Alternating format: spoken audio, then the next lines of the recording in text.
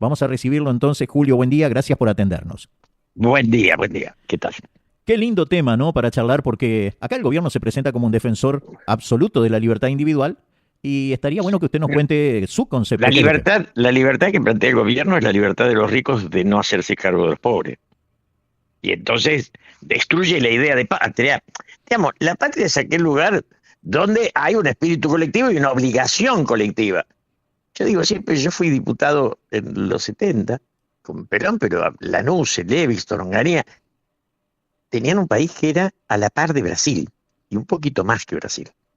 Éramos más productivos, más industriales. Tanto es así que en algún momento la imbecilidad de los militares quería ir a la guerra con Brasil.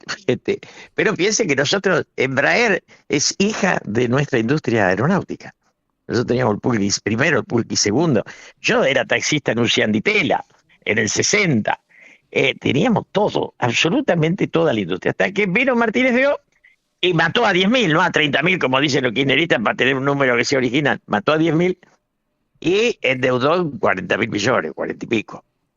De esa época, ¿no? De esa época, y además instaló los bancos como eje del país. Y yo soy un hombre que yo voté a Macri, o sea, que no es que soy un kirchnerista, un menemista. Sí, me interesa la patria, no el sello. Si Menem se robó el sello, después se lo robó Cristina, y en el sello no está el corazón de la gente, ni las ideas, el sello. Y la destrucción de la Argentina está terminando con estos muchachos de ahora que le compran los tubos a la India. Yo ayer escuché en La Nación Más a Benito Fernández, un diseñador de ropa de nivel argentino, y otro empresario. Dos empresarios que no tenían nada que ver con el peronismo. Pero los dos decían claramente, se está destruyendo lo que quedaba. Los restos de industria se destruyen, vamos a tener un país de barrios privados con un 30% de ricos muy ricos y un 70% caído. Se acabó aquello que nos hacía distintos a los argentinos, que era la clase media. Y, o sea que hoy se está gobernando con una lógica de mercado más que como proyecto de país. El país no les importa. O sea, ¿dónde? Sí, usted... Pero además la imbecilidad. No, yo primero lo escucho a Caputo de Sturzenegger y yo digo, ¿son imbéciles o son estafadores públicos? Es más cerca de ser estafadores. Porque todo el mundo sabe que China subsidia sus producciones. Uh-huh. Ahora, si usted le compra alegremente a China y destruye 300, 400 mil empleados obreros de la ropa, la va a tener un poquito más barata. Ahora va a tener que alimentar 400.000 personas. ¿Es una cuenta que hay que hacer o no? Seguro, seguro. Aparte, desde la lógica de alguien que más o menos está involucrado en un comercio, mi señora tiene un comercio de ropa, hay varias marcas que están preocupadas porque otras marcas competidoras de esas están trayendo todo de China, derecho viejo, le hacen poner la etiqueta y nada más. O sea... Pero escúcheme, eso está clarísimo, pero además... la libertad de comercio no la hace nadie. Cuando Trump le pone 20, 30, 40 a cada país, está demostrando. Lo único que el pobre tipo nuestro no imita a Trump es en esa defensa que hace de sus industrias. En ese decirle a los empresarios, la empresa en China no, la tenés que traer a Estados Unidos. Cuando este chico empleado de Unequian, digo chico, le digo al señor presidente, porque es empleado de Unequian, Uh-huh. que es el ideólogo de esto, estoy hablando de gente que conozco y con la que alguna vez discutí, ve que Trump hace esto, ¿por qué él hace al revés? Es una pregunta en que... ¿Hay algún país del mundo que tenga una política de indefección económica? Porque está lleno de contadores que se dicen economistas, que es como los borrachos que se dicen alcohólicos, ¿no? Se mejoran el no. Y yo escuchaba al pibe que estaba frente a Benito Fernández. No, porque la competencia, el número, el impuesto, la tía gorda, el impuesto. ¿Qué impuesto, hermano? Si la mano de obra del otro es la mitad que la tuya, ¿no vas a destruir tu país porque el otro tiene esclavos, o no? Y sí, ahí en ese caso usted apoya la idea de la protección de las importaciones. La protección, ¿cómo yo? Yo quiero que me cuenten un país del mundo que no sea proteccionista. Si me dan uno, yo hago siempre el más grande. Estados Unidos no fue proteccionista hasta que se sintió débil. Cuando era el más fuerte, era omnipotente. Yo no me protejo, total, soy el más grande. Cuando se sintió débil, se hizo proteccionista. Y nosotros estamos destruyendo lo que queda. con estos muchachos que cuando termine la destrucción, con la plata que se roban, van a salir corriendo, ellos y los empresarios que inventaron. ¿Y por qué hoy tiene apoyo de los, bueno, empresarios que se van a hacer más ricos, como decía recién, ¿no? Son la parte del 30%. Hay dos tipos de empresarios, el productivo, que es Roca, o antes era Bungibor, los que producen riqueza, y los que estafan la riqueza, que son los que se llevan el petróleo, el gas. Esos son extractivos, no son productivos. Esos vienen con dinero que no tenían, roban lo que pueden, y después si se acaba el gas y el petróleo, nos quedamos todos muertos de hambre en medio de la calle. Porque esos no tienen patria ni bandera. La diferencia de Brasil con nosotros es que Brasil tiene eso que se llama burguesía industrial. Tiene industriales enamorados de ser brasileros. Y nosotros tenemos alcahuetes que están en vender. Yo no voy a defender a Roca, digo en el sentido, pero sí los obreros de Roca, no es Roca. Claro. Y además, sé de sobra cómo nosotros la única cosa en la que éramos originales eran los tubos. Era el monopolio de los argentinos. Bungibor era el monopolio de alimentos. Ahora, los monopolios están todos sostenidos por los estados. Pregúntale a Trump.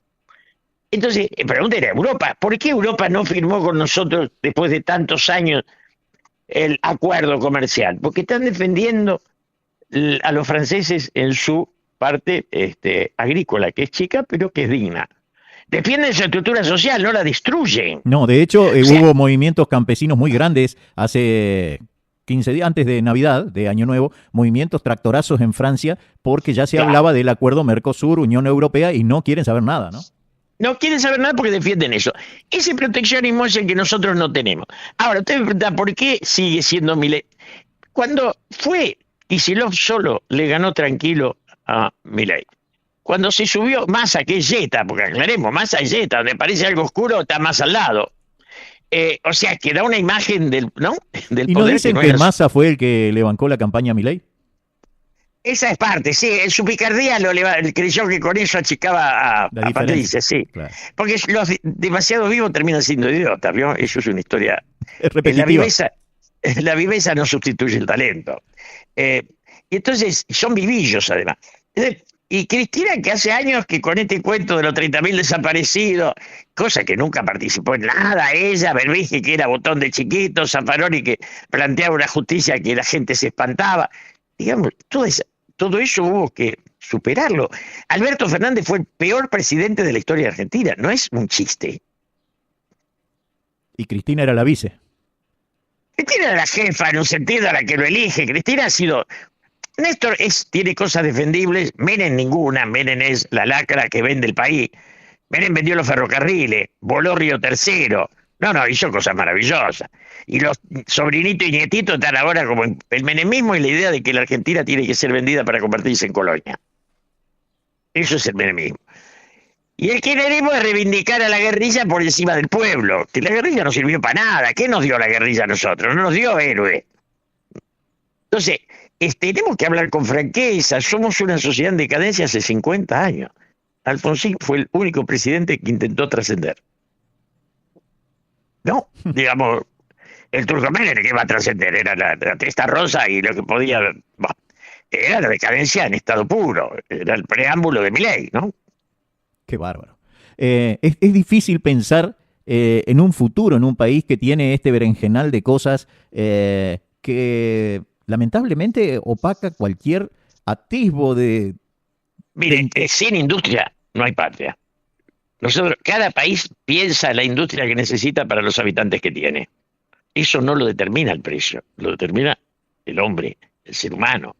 Entonces, cuando usted valora más el precio que el ser humano, eso no es liberal.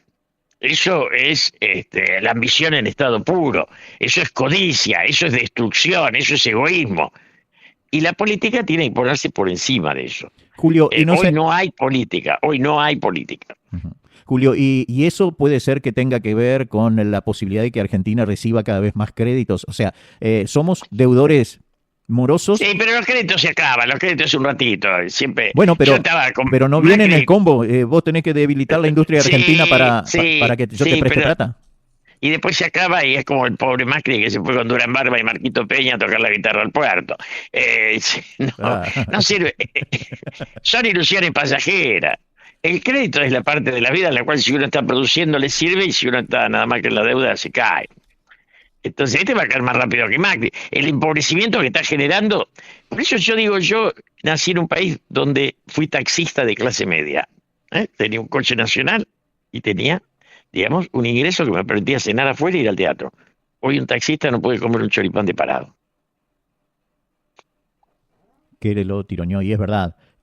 Lamentablemente uno ve un deterioro muy grande de la clase media, pero lo que no se entiende, en realidad sí se entiende, pero me gustaría que usted lo explique con sus palabras, el por qué, por ejemplo, tiene una imagen positiva muy grande el presidente, apoyado por la gente que vio, porque salió una encuesta ahora, ayer me la pasaron, en donde 74% la imagen positiva de Milei, aunque, no, perdón, la imagen positiva creció, aunque el 74% de la gente entrevistada dice que perdió poder adquisitivo.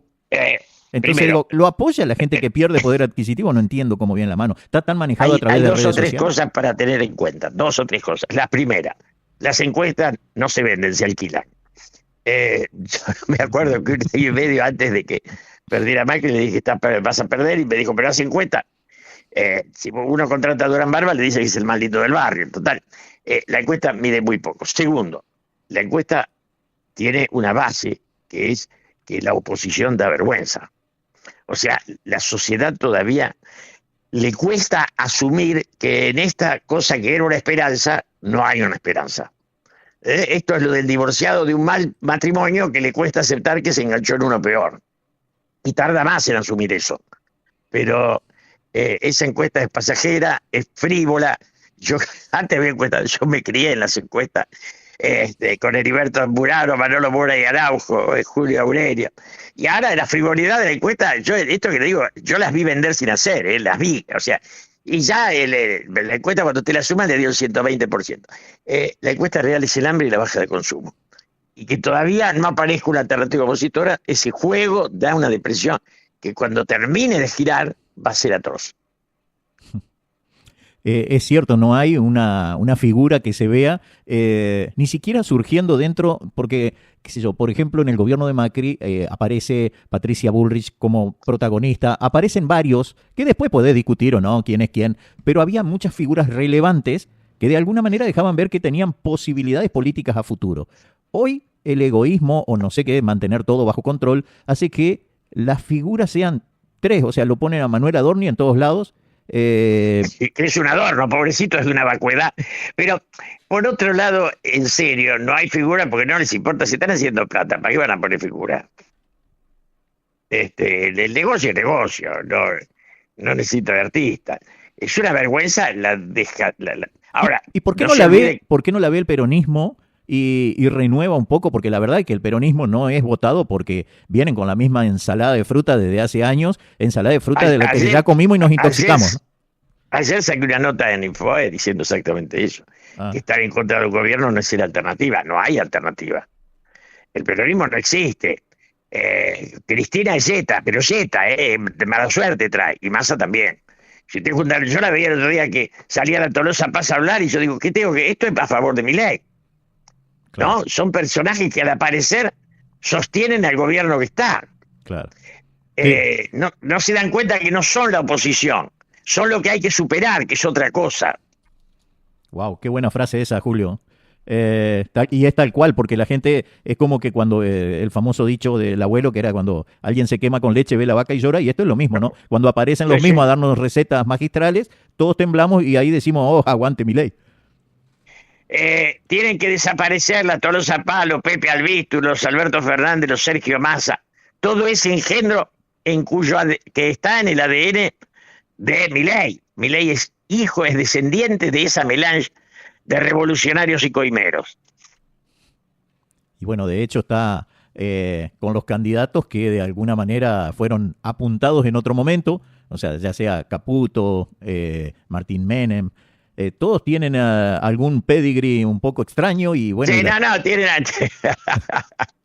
tienen algún curro en el pasado, en el ropero. Lo habían traído a Roberto Dromi, me acuerdo, para arreglar esos entuertos. Porque son gobiernos que vienen a robar, ¿no? Por eso la caída del empleo. Anoche yo digo, lo vi en La Nación mal. Benito Fernández, tipo un diseñador, ¿Sí? diciendo, están destruyendo una industria. Y entonces había un economista bobo, vio que hay una colección de economistas bobos, y ya con pequeña el impuesto, si bajás el 2 sube el 3. Y uno lo ve y le daría un sopapo al imbécil, porque un contador no tiene nada que ver con la política. La política se piensa del ser humano, no desde el número. Claro. Y entonces la competencia con el chino, si el chino gana 2 pesos y además subsidia, vos no podés competir, tenés que proteger. ¿Se acuerda aquel que decía que proteger, cómo decía está prófugo José Luis Esper? Proteger es cazar en el zoológico, y lo metieron en la jaula, Esper, ¿vio? Ujú. Tal cual, qué bárbaro. Ahora, acá hay varias cuestiones que hay que analizar y me parece que la gente no tiene opciones y ahí está complicado el panorama porque en realidad vemos cómo se pierde autonomía, se pierde competencia, no hay una No, política esto es exterior. decadencia, es una decadencia con festejo de los ricos, que son extractivistas, no productivos. Roca era el último productivo, lo corrieron y los que están en llevarse lo que Dios nos dio, la minería, el litio, el gas, el petróleo, que son los logreros, son inversores, casi todos ellos muy oscuros, y no son la industria, son el extractivismo que genera algún espacio de riqueza y miseria en todo el resto. Pero de la Rúa, no se olvide, cayó sin oposición.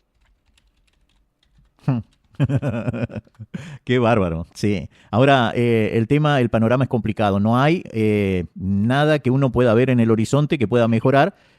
Acá el gobierno habla de la libertad como valor supremo, pero evidentemente esto echa por tierra muchas cuestiones cuando ve que apoyamos un país que avanza sobre los recursos naturales de otra persona y hablamos de la propiedad privada y la propiedad del petróleo de Venezuela. ¿No es de Venezuela? Apenas asumido el control de Venezuela, Donald Trump sale con que recuperamos nuestro petróleo, ni siquiera le dijo el petróleo, nuestro. Mire, Donald Trump tiene sus conflictos en Estados Unidos. Esta ola media fascista, media berreta, media frívola de derecha, se va a acabar cuando Trump se termine de pinchar y ya está bastante desinflado.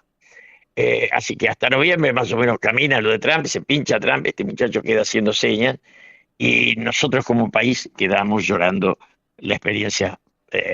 Y se van a salir corriendo los Sturzenegger y los Caputines y todo eso, ¿no? Los Santilli y todos esos muchachos, los radicales con peluca, toda esa laca. Un país, la dignidad de un país se mide por la fuerza de su rebeldía y la decadencia por la abundancia de los alcahuetes. Qué frase, qué frase. Qué bárbaro. La última. Este proyecto liberal que así se vende es una nueva forma de autoritarismo sí o sí y que se legitima por ahí con un lenguaje amable de la libertad y a través de trolls y redes sociales que bombardean que vamos bien, que todo está bien, porque ponen unos indicadores económicos. A ver, si el riesgo país es 400 o es 2000, yo tengo que laburar igual y a mí no me alcanza la plata para llegar a fin de mes. Controlaron el dólar, eso sí influye por ahí en mi vida, la inflación, regular un poco el gasto, eso me pone feliz, pero por otro lado vemos que lo estamos haciendo a costo de enajenar nuestros recursos, que nuestras empresas bajen las persianas, que era lo que estabas diciendo recién, Julio, tan perfectamente explicado. Y acá entonces tenemos que hablar de autoritarismo, porque es medio como que esto se hace así, sí o sí, y sin oposición. Esperemos que los gobernadores, que son los más dañados por todo esto, los incendios en el sur y la estupidez del presidente de hablar ahí con dos personajes. Yo nací en un país donde los intelectuales eran un lujo, ¿no? Los Vicini Frondizi, los Abelardo Ramos, y ahora tengo que escuchar a estos dos que llevan ellos que dicen cada pavada. ¿A quién se Yo, refiere? ¿A quién? a estos asesores de él, ¿cómo se llaman? Los dos tontos que hablaron ahí en la Libertad, en la Fest. Ajá. Y digamos, yo tuve una admiración por don Adolfo Bioy Casares, con el que hablé muchas veces y dialogué en serio con él, como dialogué con el Papa, y hoy me ponen a Venegas Pinchi, Venegas Cinchita, que es un discapacitado de la oligarquía. Digamos, hasta la clase alta nos tira para acá, ¿no? Es muy triste, lo que estamos viviendo es una decadencia a toda orquesta. La tenía ya Cristina, no arreglé, no le echemos la culpa a Viene de Cristina, nada más que al perder el cuento de los desaparecidos y de la solidaridad haciendo un Estado infinito, esto quedó al desnudo. Ganaron los vivos y el resto de la sociedad queda caída y la clase media destruida. Muchas gracias, Julio. Muy claro. No sé si Gracias usted a usted. quiere agregar No, algo. no, simplemente gobernar es pacificar y dar trabajo. La Argentina solo va a tener un proyecto cuando gobierno y oposición, como en Chile, que caen los marxistas y llueven los conservadores y trabajan juntos. Mientras gobierno y oposición sean enemigos, no habrá país. Cuando sean adversarios, tendremos un proyecto común. Gracias. Gracias, Julio. Muy amable. Julio Bárbaro, qué claridad increíble. Pasaba por la mañana del despertador.